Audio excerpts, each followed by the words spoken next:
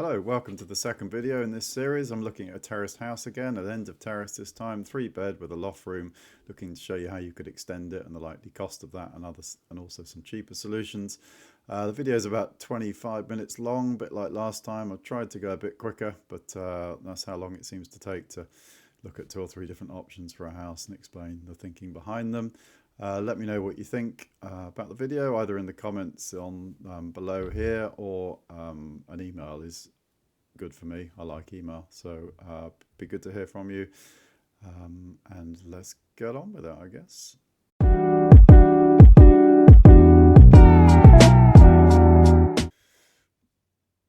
Hello, this week I'm going to look at an End-of-Terrace house. It's a 3-bedroom house. It's got an attic conversion that I'll talk about later, but there were a few things that I spotted when I visited that I thought were some easy fixes, some involving just moving some doors around and others extending to the rear.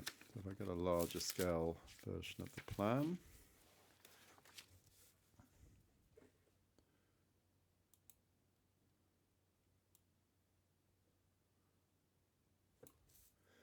So the house on the ground floor's got a nice living room at the front, good entrance hall, and then through to a dining room and a kitchen. The kitchen's a bit odd because it's very narrow through here. There's barely enough room to sort of walk through here. Just about works. And then there's a utility room that had a washing machine in it, but there was also a tumble dryer in the back of the kitchen, so it's not quite big enough for toilet and utility room in there. So there's an opportunity to make that a little bit larger.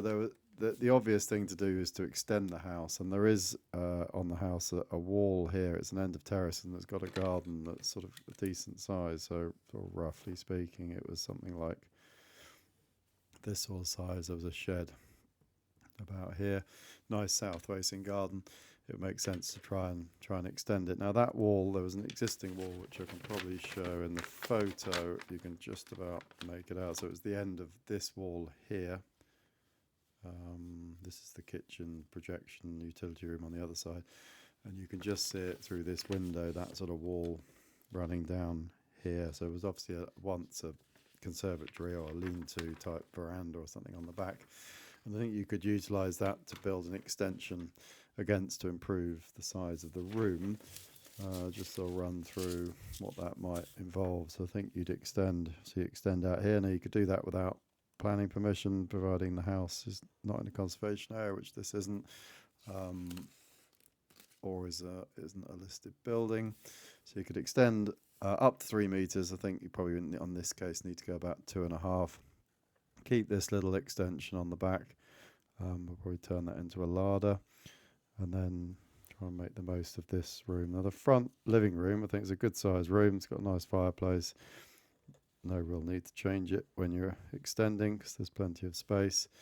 And we'll keep that wall here, through here, and the black pen. So keep the front door here that opens back like that with some side lights.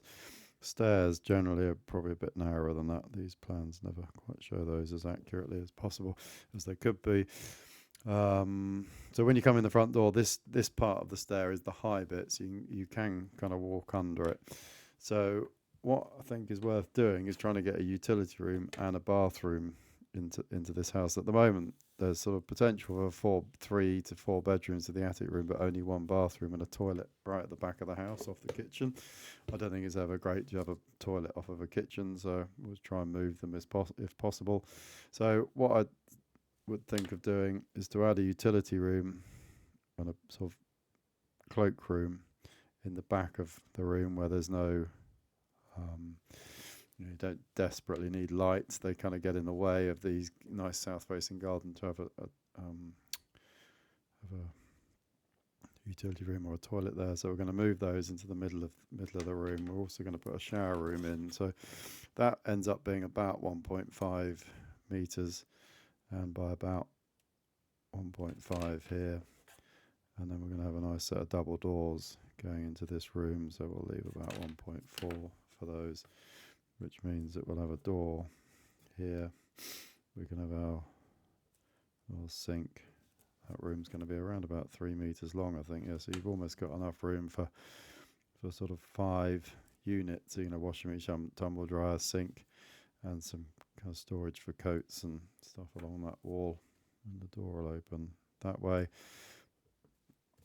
like so. Then I would suggest doing some sort of pocket doors in here that slide back, so you can leave those open when you want to, because there's a loft room. They should be fire doors. Then we're going to have a little door in here, have a shower, a toilet, and a basin in there. So we've then got a nice little extra bathroom for the house. Keep the living room as it is. So when you come through the front door, one of the issues at the moment is you sort of go sideways, you don't quite see the garden. So we're going to come through and look straight through into the garden. So once you've kind of gone round this corner, the house starts to open up. That then means that there is a little sort of chimney here that I think you'd end up keeping. We can keep the drainage in the same place. We can run a run of units through here. This can become a larder, which is a useful little space to have. And then we'll leave about 90 centimetres and put an island in here, through here, which could have some seating on the back of it, and then some sort of doors, bifold French doors, sliding doors across the back. And that then leaves room for perhaps a dining table in the back of the room, through here. And you have a TV on this wall and a sofa sort of facing that room. And then that room, I see, has space, has a nice fireplace, and you can have a sofa here and a armchair and an armchair in here. I'll just draw them quickly, get the idea. Have a TV maybe above the fire. So that then creates quite a nice new room. We've extended from this point, so I'll just draw where the old wall was through here. So probably all of that area in there is going to be an extension. We keep a bit of this area here.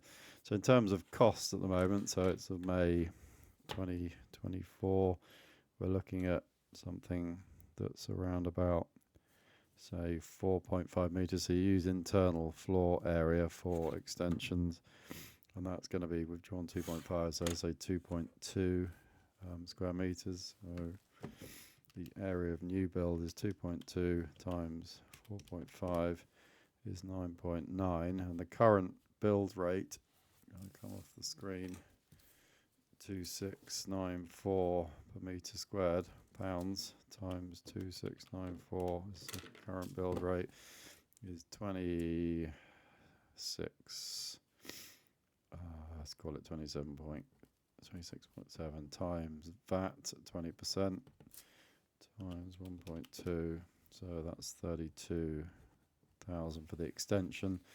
Then the areas of sort of remodelling and refurbishment, I think we could allow for this sort of middle section. So let's just say 3 metres by 6 metres, 3 times 6, 18, plus we've got a little bit in here that's going to be remodelled of the existing kitchen. We'll call that 2.2 by 1.4 times 1.4, 2.2 times 1.4 is 3, call it 3.1, so that's 21.1 times 1250 per square metre for a refurb, so 21.1 times 1250, 26,375 times 1.2 for the VAT, 31. That bit almost costs as much as the extension. So round them up, that's 64 plus a kitchen. And I think you'd spend maybe 25, 15 to 25 on a kitchen. It seems that the key drivers in kitchen costs are appliances and worktops. The units are, if you go to a sort of fairly standard high street kitchen supplier, the units are often about the same price. So you'd be looking at sort of 84,000 to get to that kind of layout. Now it gives you a lot of good internal space, really improves the house, but adds quite a lot to the cost of the house. So the cost of this house is on for 375. which means that you're going to be spending near another 80 or so on it. So you could go and find a house for 460, 450. You might find something where it's already done. So that's a consideration, I think, in buying a house and then doing the work. Is the cost of the work, I think, is a surprise to people in my experience.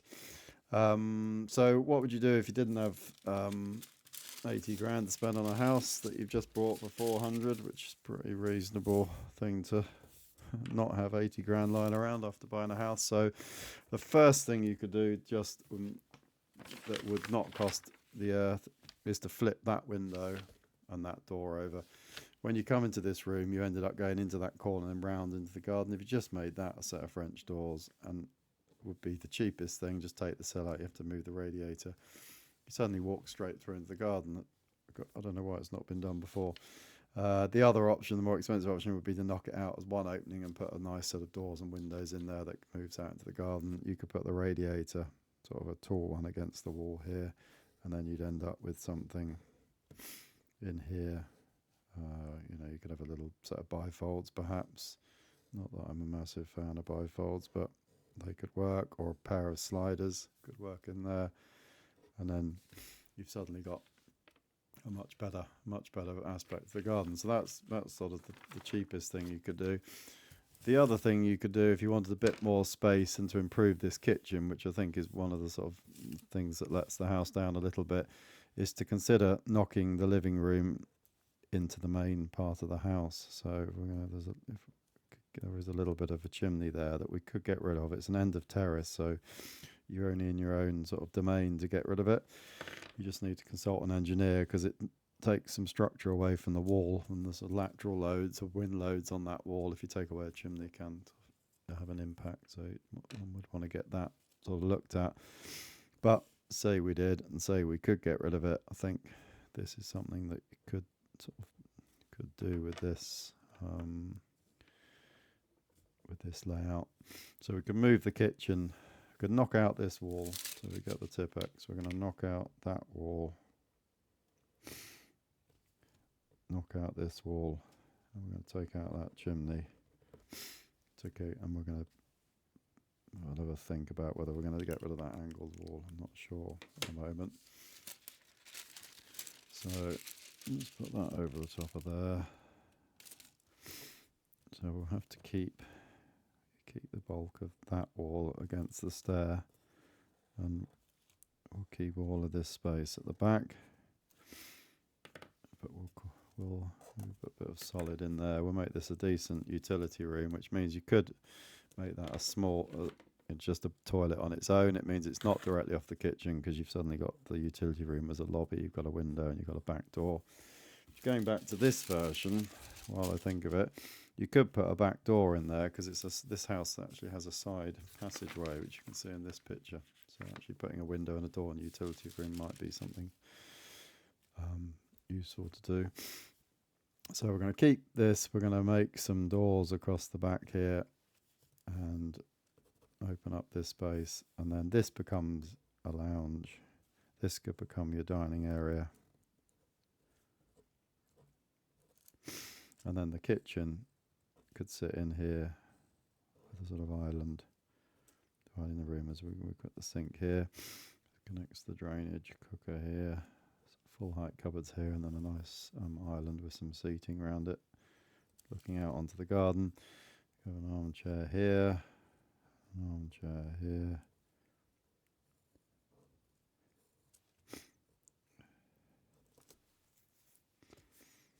And then we do, because we've got a loft room, so if I just explain loft rooms, if you have a loft room, if you do a loft room properly, every door would need to a habitable room, so that's bedrooms, living rooms, anything that's not a bathroom basically, needs a fire door, a 20-minute fire door, or 30 minutes is what you can buy, reg say 20, including ideally and most normally, although there are ways around it, a door to the loft room, but one should assume, I think, you need a fire door to the loft room itself as well, and you need 2 meters of headroom at the top of the stairs as well. And sometimes to fix these loft rooms, it's more difficult to fix them when they've been done before than it is to start again with a fresh one. If you just leave it as an attic room, it's fine, it's a useful space, it's been done before. But actually to regularise it and to make it a bedroom, you need to look at the structure of the floor for starters, as well, alongside the fire reg. So often the people will put chipboard down on top of the ceiling joists, and ceiling joists are often sort of 50 by 100, something along those lines, and then there's plasterboard over the top, and they'd come along and put chipboard down. You put a load of load on there, it's not designed to take load, and they deflect, and then you get the cracking of the ceilings below. So when you do a loft room, you generally keep all the ceiling in place, and you put something like 200 by 50 floor joists alongside them, and you leave a 25mm an inch gap to the ceiling, so when they do deflect, because they're all designed to deflect slightly, they don't touch the ceiling and break it, and then your floor goes on. My hunch was, looking at levels and things, that this had been done properly, this house. But you'd have to demonstrate it was through calculation and observation, and that would mean opening up works. So just a note on those. They're not easy. If you do find a house and you think, oh, I'll turn that into a bedroom, put a door on it or something, actually there's a bit more to it than that. And so for that reason, if we assume that's a loft room, then you'd want a fire door going into your new space. And on an angle like that, it's quite difficult to do. So I would consider sort of just putting a door under sort of here and just cutting back the wall a little bit. Then when you come in the front door through here, you're going to get a nice clear view to the garden. I think that actually works quite well as a nice layout.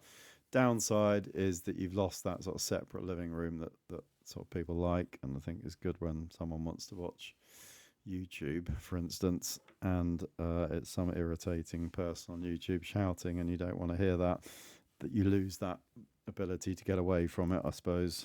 But other than that, actually that becomes quite a nice space and is sort of the minimal cost option. You've got some sort of structural work in here. You're probably still spending, I mean, the kitchen's still the same cost, and you're probably spending maybe 20,000 on the sort of structural works and putting down new floor and the like, maybe 25. So it's still not a cheap option, but that would be one way to improve the house. So hopefully that's been a useful way to look at a house. A few different options, so from the budget to the extension to some sort of something in between, and a little bit of a few thoughts on the loft room. Okay, thanks very much.